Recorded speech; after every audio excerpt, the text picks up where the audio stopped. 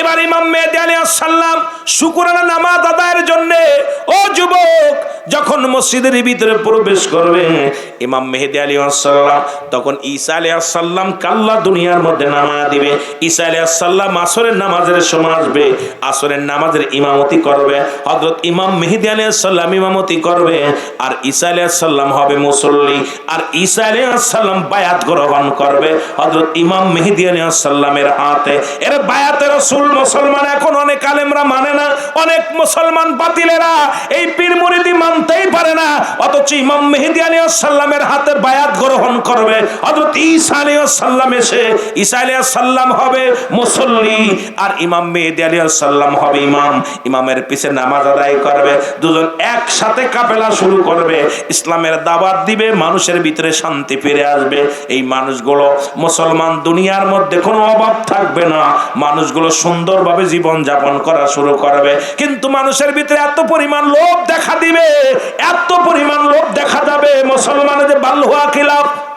এই দুনিয়াটা পচা দুর্গন্ধ মরি, মানুষের চরিত্র হলো কুকুরের চরিত্র। কুকুর যেমন মরি পাইলে খুশি হয়, সে জামানার মানুষগুলো সম্পদ পাইলে খুশি হবে। বাবা তারা দালান কোটা করবে, আরো 10 তলা দিবে, বাড়ি হলে 3টা বাড়ি চিন্তা করবে, গাড়ি হলে আরো গাড়ি চিন্তা করবে। মুসলমান দুনিয়ার মধ্যে সম্পদ, এই সম্পদ সম্পদ সম্পদ এটা কোন ভাবে আসতেছে চিন্তা করবে না, এটা হারাম কি হালাল দেখার সময় থাকবে না, খালি সম্পদ সম্পদ মুখী হয়ে যাবে। এই সময় আসবে মুসলমান, আসবে খানে দাজ্জাল, উনি আসিয়া দুনিয়ার মধ্যে মাত্র 40 দিন হায়াত থাকবে। এই 40 দিনে এক হাতে থাকবে জান্নাত, এক হাতে থাকবে জাহান্নাম। মানুষদেরকে বলবে আমাকে খোদা বলো, যা যাবে তাই দিব, আমাকে যদি খোদা মানতে পারো দুনিয়ার অবমাননা দূর হয়ে যাবে, নগদ জান্নাত দিব। মানুষকে জবাই করবে, এক হাতে থাকবে তরবারি, যাদেরকে জবাই করবে আবার তারে জিন্দা করবে, কাল্লা কেটে ফেলবে আবার তারে জোড়া লাগাইবে। এইটা দেখে দেখে মানুষগুলো, এই লুবি মানুষগুলো সব ঈমান হারায় ফেলবে। এই লুবি মানুষগুলো তার পক্ষে চলে যাবে। ইমাম মেহেদী আলাইহিস সালাম চোখের পানি ছেড়ে কাঁদবে, আল্লাহ তুমি দয়া করো, মানুষ তো ঈমান হারায় ফেলে। ঈসা আলাইহিস সালাম তখন একটা তরবারি নিয়ে কাবা শরীফ জিয়ারত করে, রাসূলুল্লাহর রওজা জিয়ারত করে, ঈসা আলাইহিস সালাম তরবারি নিয়ে ছুটবে, এমন ভাবে দাবর শুরু করবে, দাবরায়া দাবরায়া। মুসলমান শুনে নাও, পূর্ব থেকে পশ্চিম পর্যন্ত দাবরায়া কাবা ঘরের দক্ষিণ গেটের মধ্যে নিয়ে দাঁড়া করবে, পিছন থেকে যাইয়া এক কবে খানে দাজ্জালকে শিরচ্ছেদ করে ফেলবে। এবার যখন খানে দাজ্জালের মৃত্যু ঘটে যাবে, খানে দাজ্জালের মৃত্যুর পরে আমার বাবারা আমার ঈসা আলাইহিস সালাম এবার দাঁড়িয়ে থাকবে। আল্লাহ বলে আজরাইল আর দেরি নয়, আমার ঈসার মিশন শেষ হয়ে গেছে, এখন ঈসার জানাজা পড়বে ইমাম মেহেদী আলাইহিস সালাম। যাও আজরাইল তাড়াতাড়ি যাও।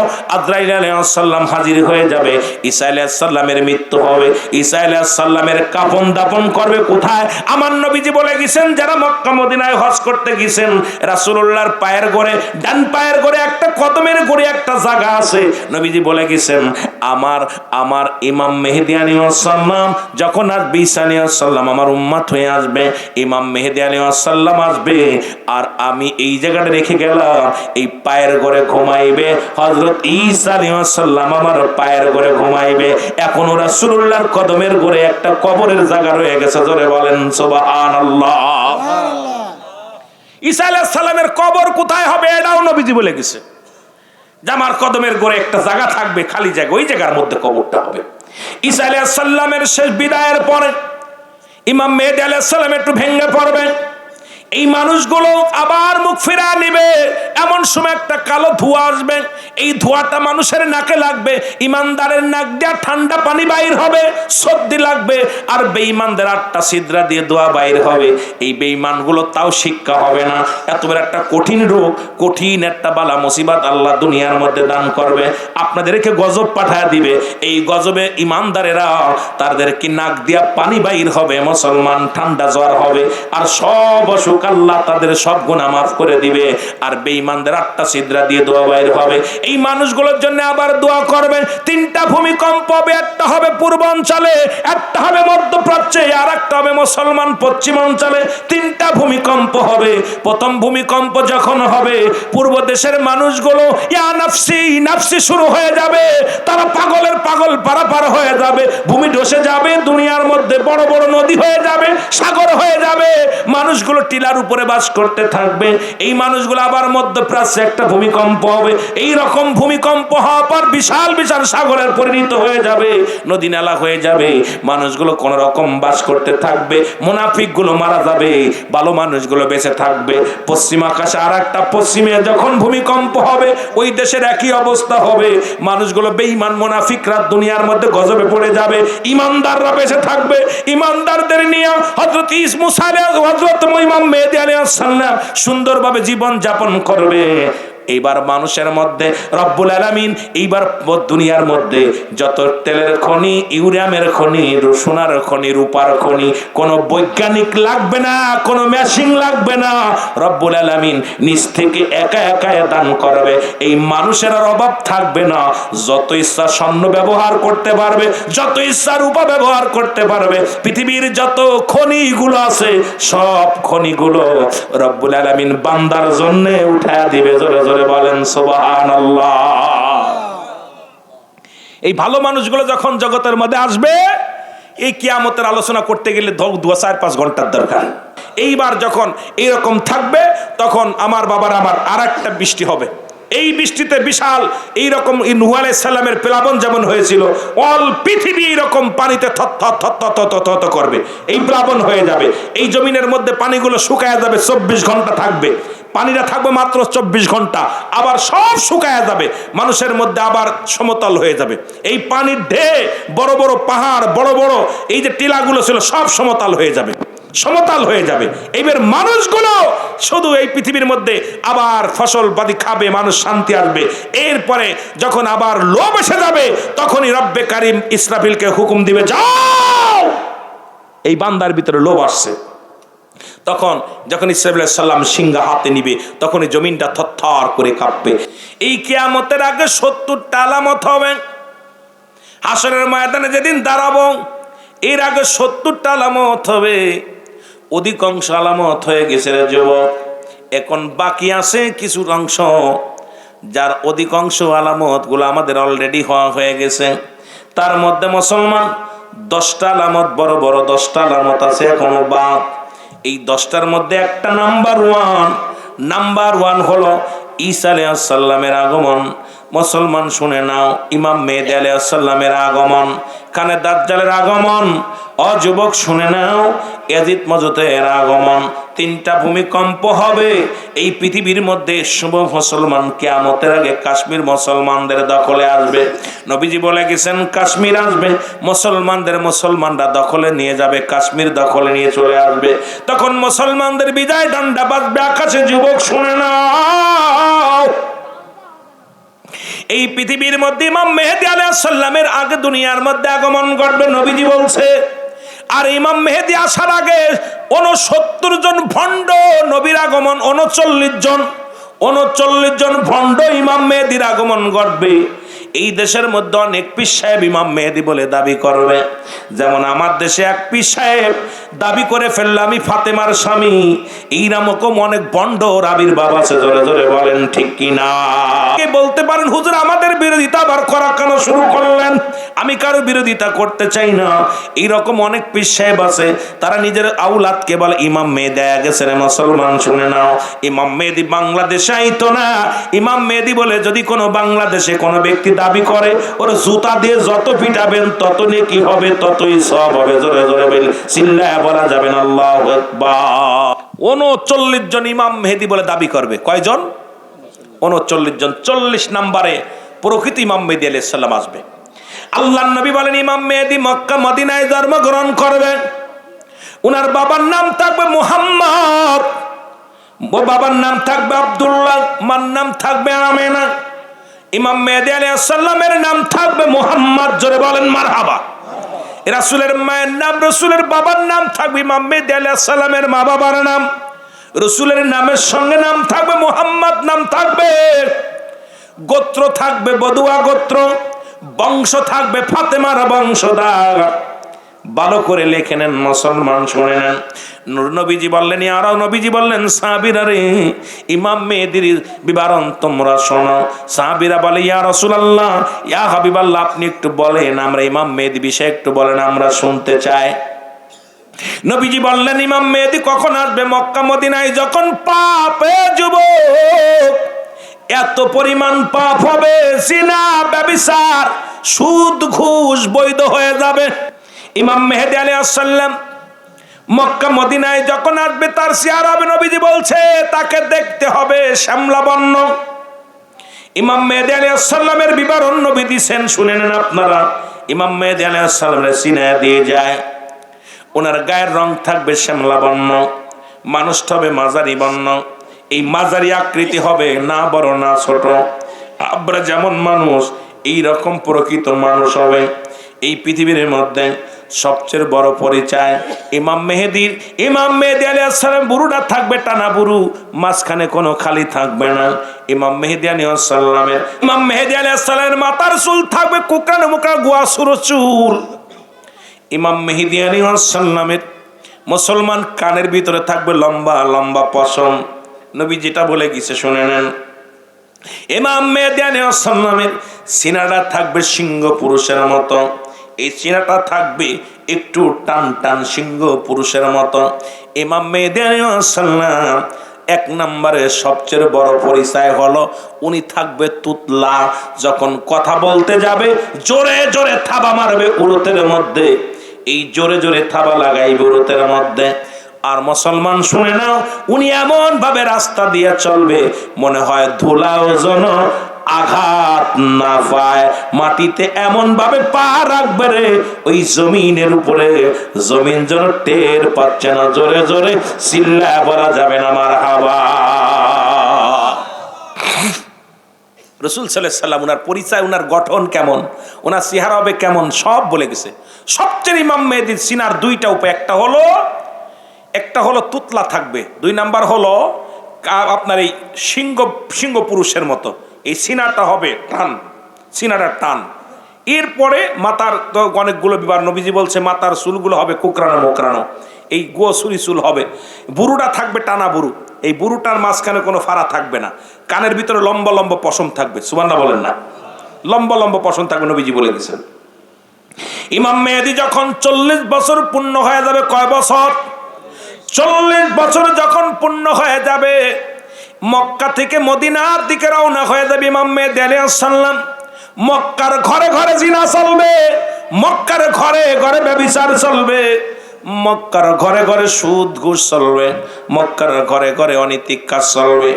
ইমাম মেহেদী আলাইহিস সালাম লজ্জায় রাতের অন্ধকারে ঘর থেকে বাইরে চলে আসবে।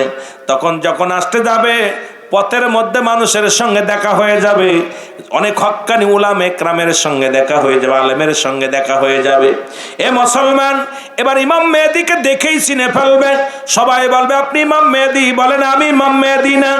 নিজের পরিচয় গোপন রাখবেন, বলবে না আমার নাম মুহাম্মদ।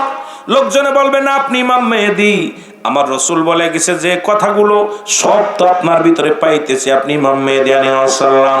তখন উপর থেকে একটা আওয়াজ আসবে, গায়েবে একটা আওয়াজ, হাজা খলিফাতুন ফিল আরদ, হাজা খলিফাতুন ফিল আরদ।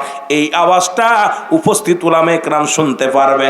তখন সবাই বলবে ইমাম মেহেদী গো, এবার কেমনে তুমি অস্বীকার করবা তুমি ইমাম মেহেদী নয়? তখন ইমাম মেহেদী আলাইহিস সালাম বলবে হ্যাঁ আপনারা ঠিকই বলেছেন, আমি হইলাম এই যুগের ইমাম মেহেদী আলাইহিস সালাম। জোরে জোরে চিল্লায়া বলা যাবে না সুবহানাল্লাহ। তার প্রকাশ আল্লাহ ঘটিয়ে দেবে। হাজা খলিফাতুন ফিল আরদ। কিছুদিন আগে দেখলাম একটা ঘোড়ার ভিতরে লেখা ছিল, এ আমার ভাইয়েরা, আমার বন্ধুরা, আমার সুতরাং আরবি দেখলেই সুমো দেওয়া যাবে না। রাসূল পাক সাল্লাল্লাহু আলাইহি ওয়াসাল্লাম যে গোটা বলে গেলেন, ইমাম মেহেদী আলাইহিস সালাম যখন প্রকাশ পেয়ে গেল মানুষের সামনে, সঙ্গে সঙ্গে সঙ্গে সঙ্গে কি হলো? এইবার এজিদ মজুদ যেটা ওই বাদশা জুলকারনাইন তামা 10টা লোহা দিয়ে একটা প্রাচীর বানায় রাখছে, প্রতিদিন আসিয়ার মধ্যে চাটা দেয়, প্রাচীর ছিদ্র করতে পারে না। যদি ইমাম মেহেদী আলাইহিস সালাম প্রকাশ পেয়ে গেলেন, সঙ্গে সঙ্গে জবান দিয়ে আলহামদুলিল্লাহ বাইর হয়ে গেল। আলহামদুলিল্লাহ যখন বাইর হয়েছে সঙ্গে সঙ্গে এবার ছিদ্রা হয়ে গেছে। আর দুনিয়ার আলো বাতাস দেখার সঙ্গে সঙ্গে এত জোরে একটা আঘাত মারছে, আঘাত মারার সঙ্গে সঙ্গে সমস্ত প্রাচীর ভেঙে পড়ে গেছে। এই জমিনের মধ্যে সে পদ্মা, মেঘনা, যমুনা, পৃথিবীর যত পানি আছে সমস্ত পানিগুলো তারা খেয়ে ফেলবে। কয়েকটা উদাহরণ আপনি দিয়ে যায় আপনাদেরকে শুনে নেন মুসলমান। সবকিছু খেয়ে ফেলবে। এবার দৌড়ে যাবে ইমাম মেহেদী আলাইহিস সালামের কাছে। মানুষ দৌড়ে যাবে, হুজুর এক জাতীয় হিংসু মানুষ আছে, প্রাণী আছে যারা আমাদেরকে ধরে ধরে মেরে ফেলতেছে, তারা সব দুনিয়ার খাবারগুলো খেয়ে ফেলতেছে, হুজুর আমাদের দয়া করেন। এবার ইমাম মেহেদী আলাইহিস সালাম দোয়া করবে। এই দোয়া যখন করবে সঙ্গে সঙ্গে বিশে জাতীয় একটা প্রাণী আসবে, এটা ওদের গায়ের উপরে পড়বে, ক্যান্সার রোগ ধারণ হবে, এই প্রাণীগুলো সব মারা যাবে, দুনিয়ার মধ্যে পড়ে থাকবে, লাশগুলো পড়ে থাকবে। আবার ধরে দিবে ইমাম মেহেদী আলাইহিস সালামের কাছে, হুজুর সর্বনাশ, সব লাশগুলো পড়ে আছে, দুর্গন্ধ ছড়াইতেছে। ইমাম মেহেদী আলাইহিস সালাম দোয়া করবে। এবার একটা প্রাণী আসবে, সেই প্রাণীটা হলো কাক জাতীয় কিছু প্রাণী পাঠাবে, এটা ঠুকায় ঠুকায় গোস্তগুলো খেয়ে ফেলবে, হাড্ডিগুলো পড়ে থাকবে।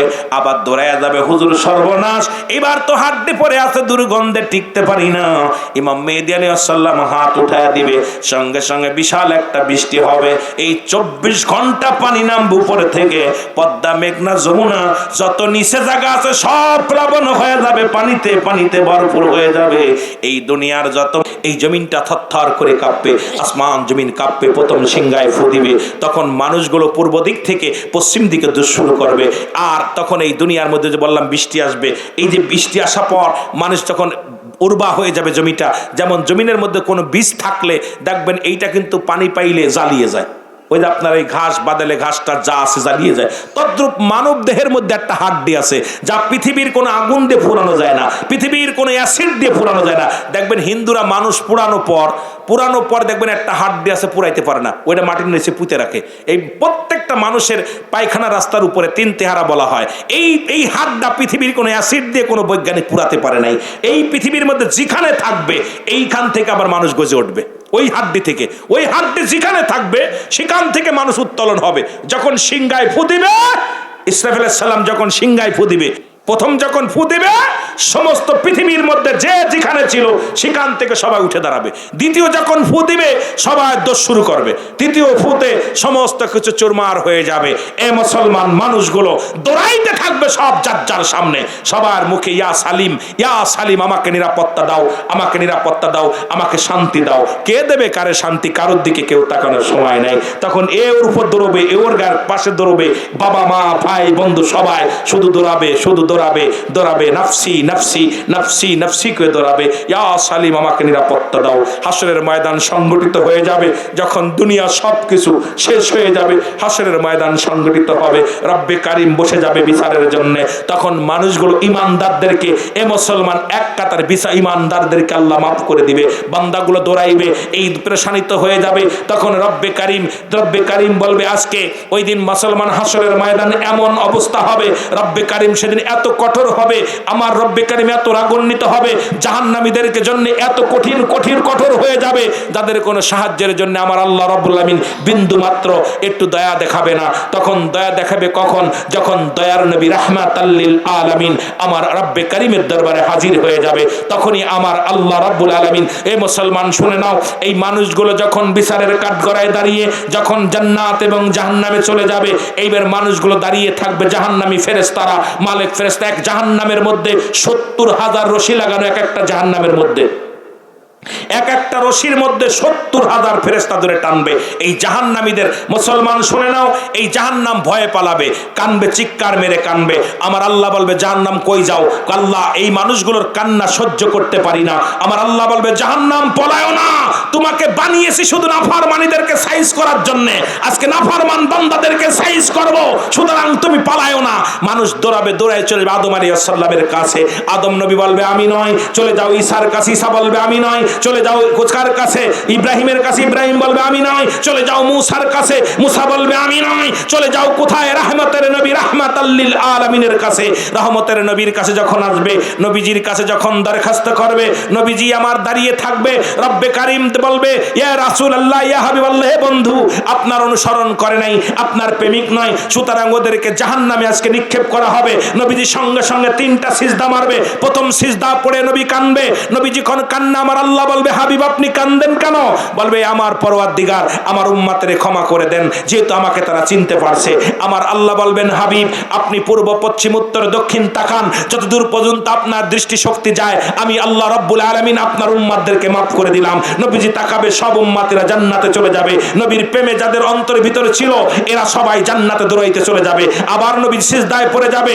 আবার আল্লাহ বলবেন হাবিব আপনি আবার কেন তুললেন মাথা মাথা, আবার কেন লুটিয়ে পড়েন? আমার নবীজি বলবেন হুজুর আল্লাহ আজকে দয়া করেন। আবার উত্তর দক্ষিণ পূর্ব পশ্চিম রাসূলুল্লাহর দৃষ্টি শক্তি যত দূর যাবে সবাই জান্নাতি হয়ে যাবে। দ্বিতীয়বার আবার সিজদায় পড়ে যাবে। নবীজি বলবেন আবার একই রকম। এইবার রাসূলুল্লাহর প্রেমিক যারা, নবীর মহব্বত যাদের অন্তরে বিন্দু মাত্র ছিল, এদেরকে আমার নবীজির সুপারিশে আমার রব্বে কারীম তাদেরকে নাজাত দিয়ে দিবে।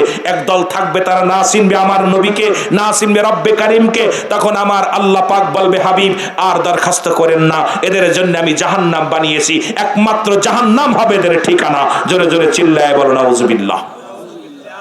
আল্লাহ বলেন এই সমস্ত মুনাফিকদের জন্য, বেঈমান কাফেরদের জন্য আমি আল্লাহ প্রস্তুতি করে রাখছি।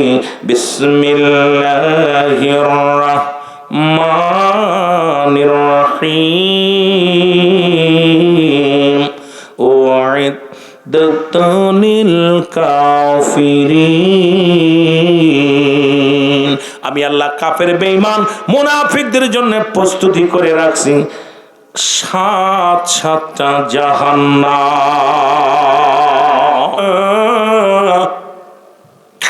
আমি নিজ কানে শুনেছি মাটি আওয়াজ দে বলে আলী রে আজকে তুমি আমার চাপ দিয়ে হাড্ডি ভেঙে দিলা, তুমি আমার ভিতরে আসো আমিও তোমারে দেখবো।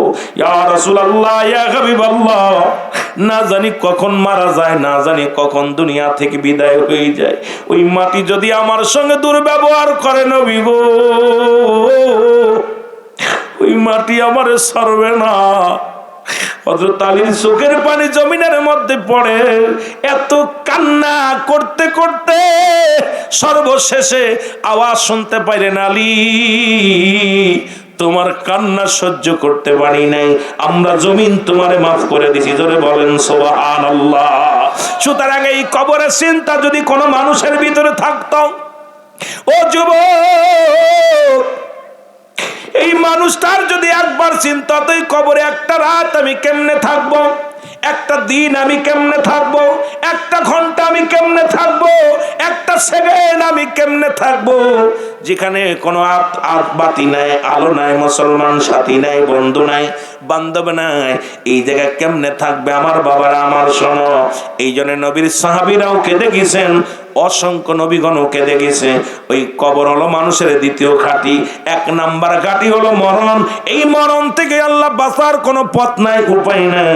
এই মরণটার কথা বলতে গেলে অনেক কথা এসে যায়। একজন নবী এখনো জান্নাতের মধ্যে আছে, যার নাম হলো হযরত ইদ্রিস আলাইহিস সালাম। এই ইদ্রিস আলাইহিস সালামের কাছে আজরাইল এসে জানটা নিয়ে গেল। ইদ্রিস আলাইহিস সালাম এখনো জান্নাতের মধ্যে আছে। অনেক লম্বা ইতিহাস বাবা, শুনে নাও। আল্লাহ পাক ডাক দে বলে, বন্ধু তুমি জান্নাত পেয়ে খুশি নি? আল্লাহ আমি খুশি, তবে তোমার কাছে জানতে চাই তোমার আজরাইল আমার মনে হয় আমার সঙ্গে ভালো ব্যবহার করে নাই। আমার আল্লাহ বলে, আজরাইল যাও ইদ্রিসে জানা আসো। ইদ্রিসের কাছে আজরাইল এসে, আসসালামু আলাইকুম নবী ইদ্রিস। ওয়ালাইকুম আসসালাম। আজরাইল যখন আসলেন, বলে আজরাইল আগে বলো আমার রূহটা তুমি কেমনে বাইর করেছো? বলে হুজুর আপনার রূহটা আমি বাইর করেছি। পৃথিবীর মধ্যে একমাত্র ইমানদারের রূহ বাইর করার জন্য জমিনের মধ্যে আসি, আর বেঈমান মুনাফিকদের রূহটা বাইর করার জন্য আমি জমিনের মধ্যে আসি না। আমি এত বড় দানব, আকাশে জমিনে আমার পা, আকাশে আমার মাথা, তামাম পৃথিবীর পানি যদি আমার মাথায় ঢেলে দেওয়া হয় একটু পানি গড়ায়া পড়বে না জমিনের মধ্যে। আমি এত বড় দানব। ইয়া রাসূলুল্লাহ, ইয়া আল্লাহ নবী ইদ্রিস আলাইহিস সালাম শোনেন গো, আপনার রূহটা আমি বাইর করেছি। যেমন মায়ের বুকে দুধ খাইতে খাইতে সন্তান ঘুমিয়ে যায়, ঠিক তদ্রূপ আপনার রূহটা বাইর করেছি। ইদ্রিস আলাইহিস সালাম চিৎকার দিয়ে বলে, আজরাইল, এই মউত যদি এত কঠিন হয়, যাদের মরণের সময় তুমি যন্ত্রণা দিয়ে মারো তাদের মরণটা কত কঠিন হয়। আমার মরণ আসিবে কখন কেউ তো জানি না, আমার মরণ, আরো জোরে বলেন, আমার মরণ আসিবে কখন কেউ তো জানি। এ আমি চলে যাব, আমায় তোমরা ভুইলা যেও না, আমি চলে যাব,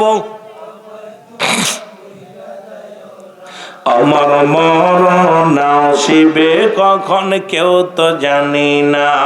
আমার এ দুনিয়ার মুসলমান,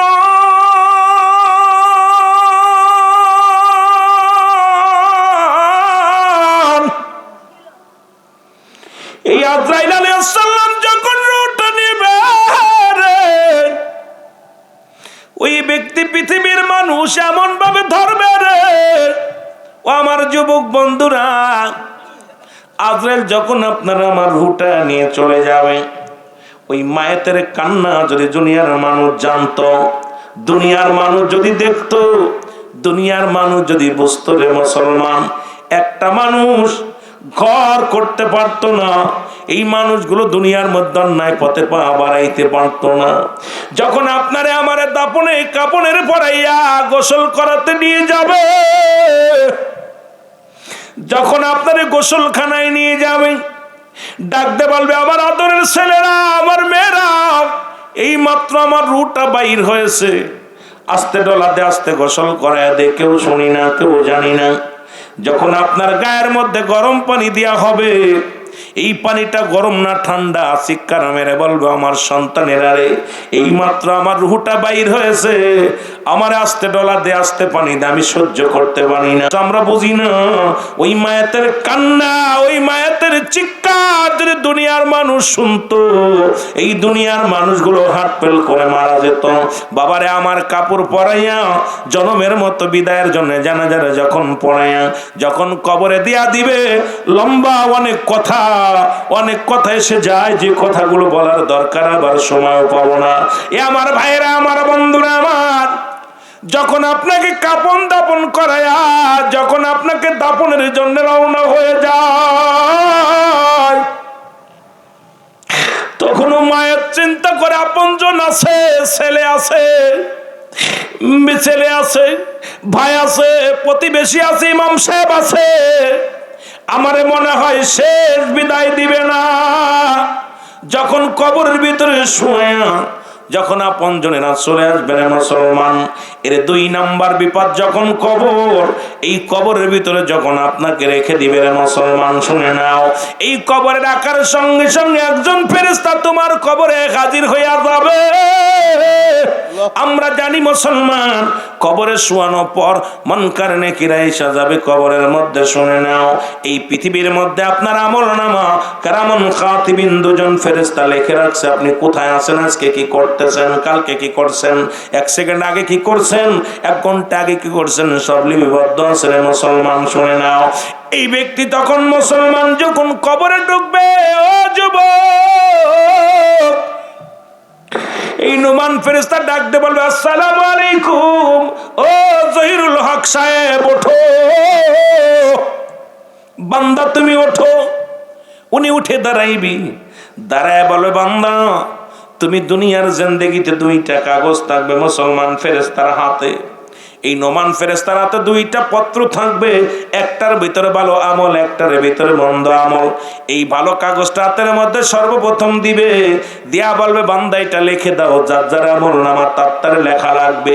এদিন বলা যাবে না আমি টিপসই দিই, আমি লেখাপড়া জানি না, আপনার যার যার আমল নামা তার লেখা লাগবে। যুবক,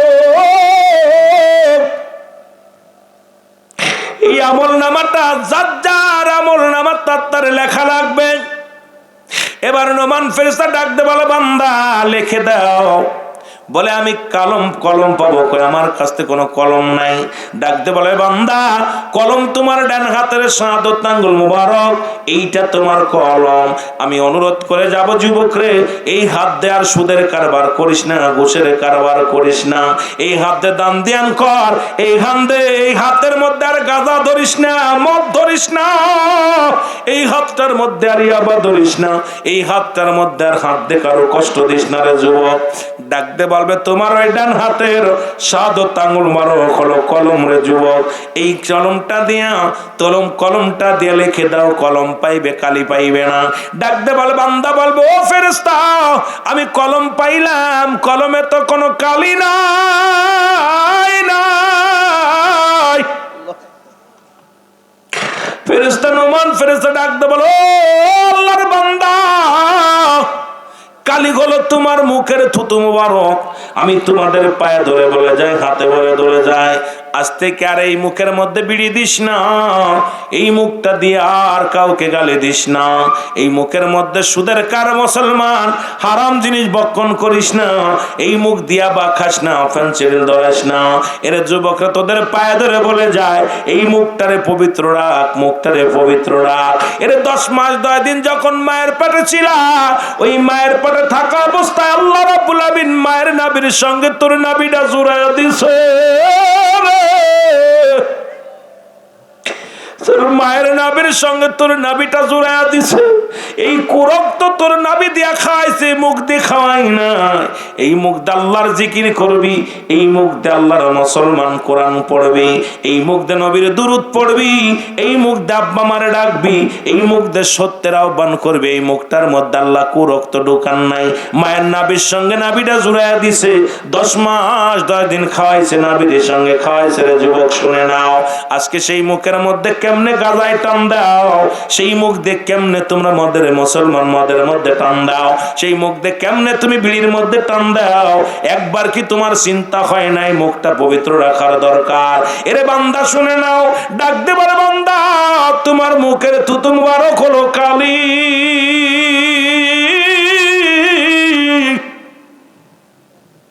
বান্দা কালি পাইব, কালি পাইয়ার সঙ্গে সঙ্গে বলবে আমি লিখবো কেমনে, আমার কাছে তো কোনো কাগজ নাই। 3 টুকরা কাপড়ের কাপড় দেওয়া হয়, 5 টুকরা কাপড়ের কাপড় দেওয়া হয়। ওরে একখানা কাপড়ের কাপড় খুলে নিবে, নিয়া বলবে বান্দাই নাও, তাড়াতাড়ি লেখো, দেরি করা যাবে না, তাড়াতাড়ি লেখো। বান্দার সামনে যখন দিবে সঙ্গে সঙ্গে 2-4 মিনিটের মধ্যে লেখা হয়ে যাবে। এর 2-4 মিনিটের মধ্যে লেখা যখন হয়ে যাইব গো, ও যুবক বন্ধুরা শোনো, যখন লেখা হয়ে যাবে হাত থেকে টান দিয়ে খুলে নিবে, হাত থেকে কেড়ে নিবে, আর একটা কাপড়ের কাপড় দিয়ে দিবে। আজকে কত কাপড়ের কাপড় দেওয়া হয়, এ মুসলমান শুনে নাও, শুনে নাও, ভালো করে শুনে নাও। এবার আর একখানা কাপড়ের কাপড় টান দিয়ে খুলিয়া এবার আর একখানা কাগজ ধরা দিবে। বান্দা 80 বছরে কত জিনা করছো রে বান্দা, এই 40 বছরে কত জায়গা কত অন্যায় করেছো, কোথায় তুমি জিনা করেছো, কোথায় কোন মেয়ে নিয়ে গল্প করেছো, কোথায় কোন হোটেলে ছিলা, কোথায় মুসলমান শুনে নাও। এগুলো সব তোমার সামনে হাজির হয়ে যাবে। বান্দা চিৎকার মেরে কানবে আর বলবে আমি লিখতে জানি না, আমি লিখতে জানি না। এর ডান দিক থেকে মাটি চাপ দিবে, বাম দিকে ডান দিকের আড্ডিগুলো বাম দিকে চলে যাবে। আল্লাহ, বাম দিক থেকে যখন মাটি চাপ দিবে বাম পাশের আড্ডিগুলো ডান দিকে চলে যাবে, উপর থেকে চাপ দিবে, নিচে থেকে চাপ দিবে, বান্দার আড্ডি গুড্ডিগুলো সব ভেঙে যাবে। বান্দারে এমন এক একটা গর্জন মারবে, মন মন মাটি নিচের তলে চলে যাবে, আবার তারে উত্তোলন করা হবে। ও যুবক, তোমার জোর করে লেখানো হবে। এই কবরে এক একটা ধমক, এক একটা বাড়ি এত আওয়াজ হবে, মাশরিক থেকে মাগরিব পর্যন্ত পৌঁছে যাবে। এই প্রান্ত মুসলমান উত্তর দক্ষিণ পূর্ব পশ্চিমের সব প্রাণী বুঝতে পারবে কবরে আযাব হয়। কবরে যে আযাব হয় আপনার বিশ্বাস যদি না হয়, আগামীকাল আপনার আব্বার কবরের পাশে একটা গরু বানবেন, গরু বান্ধিয়া দাঁড়ায় থাকবেন, ভালো খাবার দিয়া দাঁড়ায় থাকবেন, দেখবেন ওই গরুটা রশি ছিঁড়াছিঁড়ি করবে, ওই গরুটা চোখ দিয়া দরদর করে পানি ছেড়ে দিবে, ওই গরুটা টালোমালো তাকাইবে। একমাত্র মুসলমান কবরের আযাব মানুষ এবং দানব বুঝতে পারে না, পৃথিবীর সব প্রাণী বুঝতে পারে ওই কবরের আযাব। আজকে আব্বা শুয়ে আছে কবরের পাশে, মুসলমান শুনে নাও, একদিনও দাঁড়াইলে না। মা শুয়ে আছে, 2-4 বছর পার হয়ে গেল, আব্বা মার জন্য একটু দোয়া করবাই সুযোগটা পাইলা না। আইরে কপাল পুরা মানুষ, ওই কবরের আযাব ওই দুনিয়ার সব প্রাণী বুঝতে পারে। ওই কবরের আযাব, ওই কবরে ভয়ঙ্কর ভয়ঙ্কর আযাব। আল্লাহ ওই কবরে আযাব থেকে আমাদের রক্ষা করো, ওই কবর থেকে আমাদেরকে বাঁচাও রে আমার আল্লাহ। ওই কবরের মধ্যে যেদিন শোয়া দিবে আল্লাহ দয়া করে মায়া করে ওই কবরে যে সল জব হবে সহজ আমাদের করে দিও, জোরে বলেন আমিন। মহব্বতের সঙ্গে দুরূদ শরীফ পড়ুন আল্লাহুম্মা, একটু মহব্বতে বলেন আলা আলি সাইয়্যিদিনা, আরো জোরে বলেন আল্লাহুম্মা সাল্লি আলা সাইয়্যিদিনা মাওলানা ওয়া আলা আলি সাইয়্যিদিনা মাওলানা। এ ভাইরা আমার, বন্ধুরা আমার, 2 নাম্বার বিপদ হলো কবর, 3 নাম্বার হলো কিয়ামতের ময়দান। কঠিন, একটার পর একটা কঠিন, একটার পর একটা। সর্বশেষ বিপদের ঘাঁটি একমাত্র আমার নবী। এই নবীজির মহব্বত যদি থাকে অন্তরে, বাঁচার একটা রাস্তা পাবি। সারা জীবন সেই নবীজির সঙ্গে ভালোবাসার দরকার আছে কিনা। এসেছেন যত নবী সকলের ইমাম। সবচেয়ে বড় মজার বিষয় হলো যে প্রতিটা মানুষের দেহের মধ্যে যেখানে কবর আছে, যেখানে যেখানে মানুষ শুয়ে আছে, এই হাড্ডি জীবনে পচবে না। আপনি প্রমাণ করে দেখতে চাইলে হিন্দুদের জিগাইবেন, 2-4-10 ঘন্টা ধরে পুরানো পর ওই হাড্ডি আর পড়ে না। ওইটা কি করে, মাটি নিচে পুঁতে থুয়ে চলে আসে। তো এইটা যেখানে থাকবে সেখান থেকে মানুষগুলো ওই রকম মানুষ একদম যেরকম আপনার সজাই হয়, আপনার এই জমিনে ফসল যেমন গজায়, ওই রকম মানুষ যে যেখানে আছে ওখান থেকে গজাবে। প্রথম ফুতে তখন গজায় যাবে, সব উঠে দাঁড়াবে। কথা বুঝলেননি? এত ফস করে সব ছেড়ে দিলে মানুষের সংখ্যা বেশি নাইলে ওয়াজ করে মজা পাই না। যাও আসেন 2 ভাঙ্গা চোরা, তারপরে তো কথা বলতে হচ্ছে। এই জন্য আলোচনার মধ্যে আপনারাও বুবা মেরে বসে আছেন, কষ্ট হচ্ছে আপনাদের? ছেড়ে দিব আরল ফট্টু, আয় হাই 12:30 যে বেজে গেছে, কাম সারছে, টাইমও হয়ে গেছে। তা আমার বাবারা, এই যে আজকে দেখেন স্বর্ণের উপরে, বাবারে বাবা, স্বর্ণ কিনছে যারা, বড়িতে যেই দাম বাড়ছে 3 লাখ 2.5 লাখ হয়ে গেছে। মানুষ তো পাগল হয়ে গেছে। কথা বুঝছেননি? এই রে পাগল হয়েছে। এই স্বর্ণগুলো রূপা, স্বর্ণ, ইউরিয়ামের খনি, যা পৃথিবীর বোমা তৈরি করে। পৃথিবীর সবচেয়ে দামি সম্পদ হলো ইউরিয়াম, যা দ্বারা ক্ষেপণাস্ত্র বানানো হয়। এটাও উত্তোলন হবে। সুবহানাল্লাহ বলেন না?